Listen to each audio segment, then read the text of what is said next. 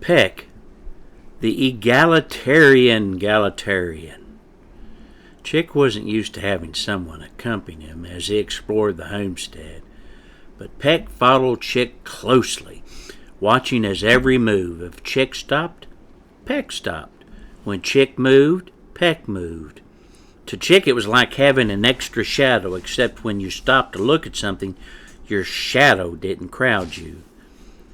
Chick stopped to sample a seed head on some grass, and then when Peck sidled up next to join him, annoyed, Chick asked, "Do you have to do that?"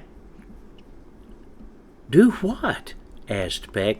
"That!" blurted Chick. "Crowd me all the time." "Oh, sorry," said Peck. Peck looked so shocked and hurt, and Chick felt bad about yelling at him. "Oh, well, it's okay," he said. "I'm just not used to having someone watch me all the time." No, I'm the one who should be sorry," said Peck. "I don't get out much because my mom wants to keep me in the nest. Now, this is the first time I've managed to sneak away from her, and I want to make the most of it because I know it's just a matter of time before she tracks me down and makes me go back to the nest." "Oh, I can relate to that," said Chick. He recalled, as a newly hatched chick, how eager he was to get out of the nest and explore.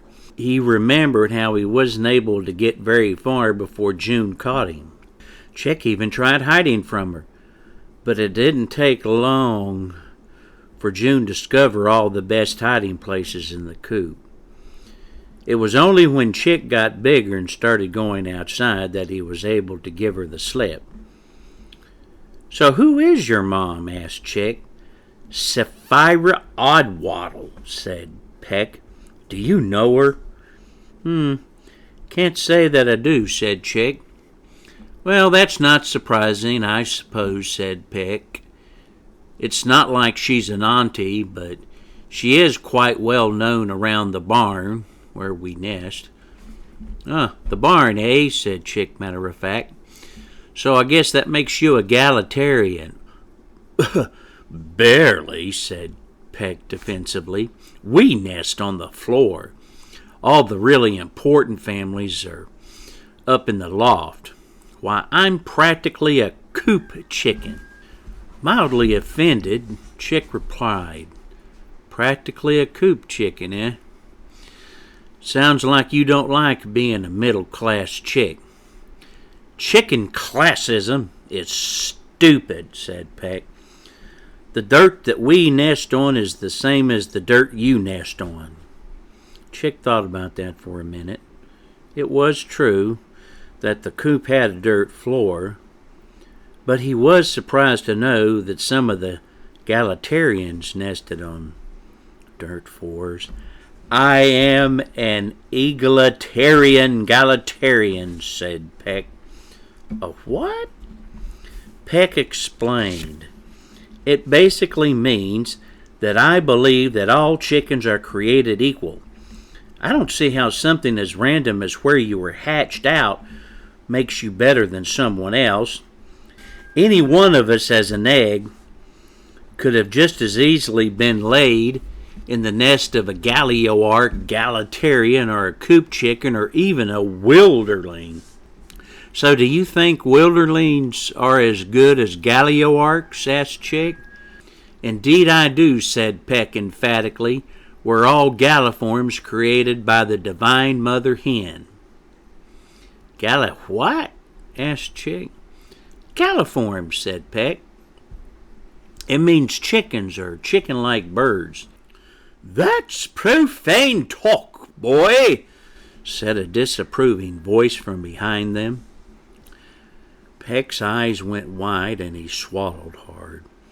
He then slowly turned around and he saw a fat, angry-looking wheaten-colored hen striding towards them.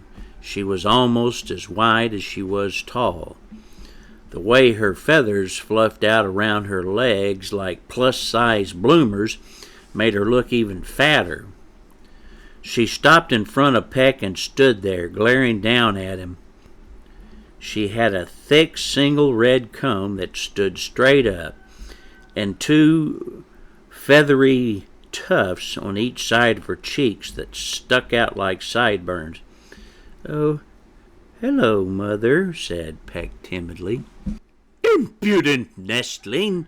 The divine mother hen created only chickens in her image. Wilderlings are the spawn of the dark rooster. You're always sneaking off to associate with such riffraff, spreading your crazy talk." "Chick isn't riffraff," said Peck with quavering defiance. "He's my friend." "Your friend?" barked Sephira. "Pecan Waddington Oddwattle. You mark my words, with friends like him, you'll end up as a coyote bait or worse, a wilderling.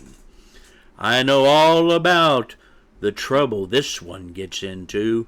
Why, just on my way to find you, I heard all about how he'd been tormenting poor Bernie Malcolm." Peck angrily peeped. That poor Bernie Malcolm, who's nearly twice as big as either of us, was tormenting me. Sephira fluffed out her feathers in aggravation and balked. "Pecan, don't you dare take that tone with me.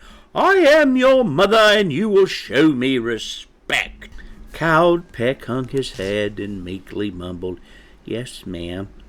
Then he cast a sheepish look at Chick, and Chick looked back at Peck, not knowing what to say.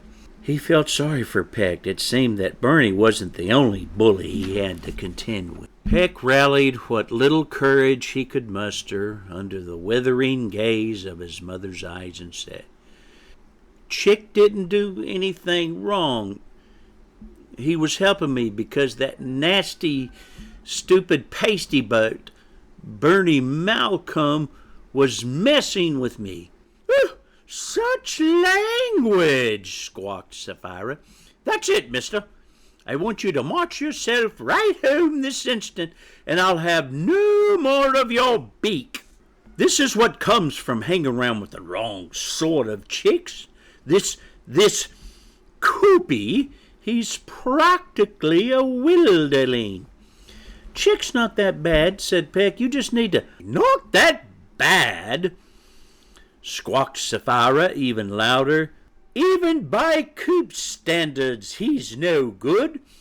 They don't even have a roosting spot there in their coop, and they nest on the ground."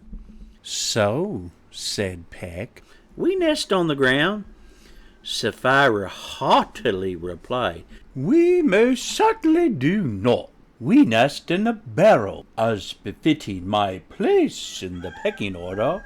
Peck replied, "Yes, but it's still on the ground."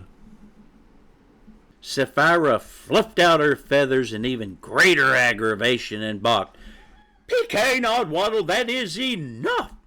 Now get yourself back to the nest right now." Seeing it was futile to argue, Peck hung his head and mumbled, "Yes, ma'am." He then turned to Chick and said, "It was nice hanging out with you, Chick. I hope we get to do it again." "Not if I can help it," clucked Sephira fiercely as she shooed Peck along. Chick watched them leave. No one had ever defended him the way that Peck did. He decided that in spite of being annoying, he liked Peck, and he hoped he would see him again. That is, if he could sneak away from his mother.